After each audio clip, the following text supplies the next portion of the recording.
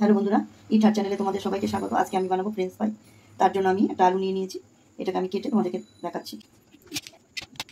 এই আলুগুলোকে ঠিক এরকম একটু মোটা মোটা করে কেটে নিতে হবে।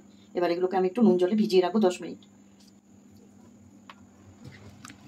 এটাকে আমি একটা ব্যাটার তৈরি করে নেব। নিয়ে নেব 1.5 চামচি ময়দা,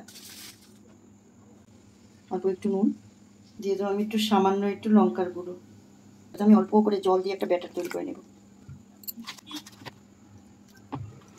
ব্যাটারটা ঠিক এইরকম হবে। ব্যাটারটা রেডি হয়ে গেছে। আমি আরেকটা ব্যাটার রেডি করে নেবো। তার জন্য আমি এখানটা দিয়ে দিচ্ছি 3 চামচির মতন কর্নফ্লাওয়ার, নুন, একটা করে ব্যাটারের মধ্যে চোবাবো, কর্নফ্লাওয়ার দিয়ে ডিপ করবো। আমি সবগুলোকে রেডি করে নেব।